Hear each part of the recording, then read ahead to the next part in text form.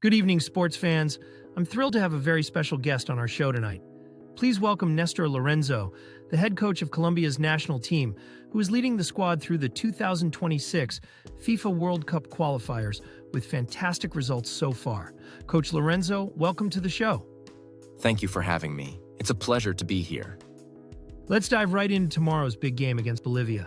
It's never easy playing in La Paz due to the altitude. How do you prepare your team physically and mentally for the challenges that come with playing at such high altitude? Yes, playing at over 3,500 meters is always tough. The air is thinner, so it's harder to breathe, and the ball moves differently. We've focused on acclimatization and strategies to maintain our energy levels. We're also making tactical adjustments, knowing that Bolivia will use the altitude to their advantage. Our mental preparation is key, keeping the players focused on executing our game plan and not letting the conditions affect their mentality. Colombia has been unbeaten so far in the qualifiers, which is incredible. You've beaten world champions Argentina and held strong against other big teams like Uruguay and Chile. What has been the driving force behind this unbeaten run? The team's cohesion has been a major factor.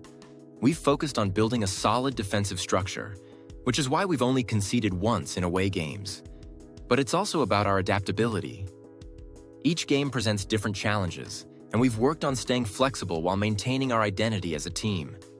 The players trust each other, and that's invaluable when you face top-tier opponents.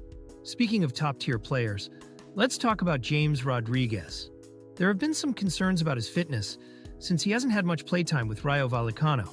How do you see his role in tomorrow's game, and how do you balance that with the rise of young talents like John Duran? James is a key player for us, and his experience is vital in games like these. We'll assess his condition and decide on his playing time. John Duran, on the other hand, has been impressive, and it's great to see younger players stepping up and performing at such a high level. It's about blending experience with youth and finding the right moment to use each player effectively. Bolivia has recently gained momentum with 2 wins in September, including a historic away victory against Chile, which broke a 31-year drought. What do you expect from them in tomorrow's game, and how will Colombia approach a team that seems revitalized under their new coach, Oscar Villegas? Bolivia is a team on the rise, no doubt. They've shown they can be dangerous, especially with players like Algaranas and Miguelito in attack. Under Villegas, they've become more disciplined defensively, and they're motivated. We're expecting a tough battle, but we'll stick to our approach, which is keeping a strong defensive line and taking advantage of our counterattacking opportunities.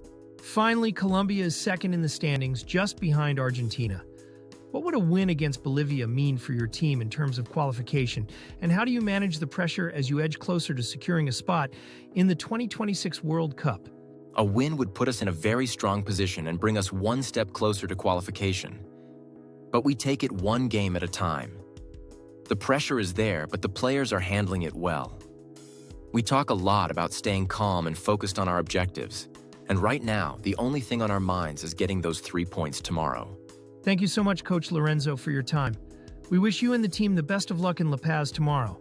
Fans, don't miss this exciting clash as Colombia continues their unbeaten run in the World Cup qualifiers. Stay tuned. Thank you, it's been a pleasure. Vamos, Colombia. What do you think the final score will be between Bolivia and Colombia?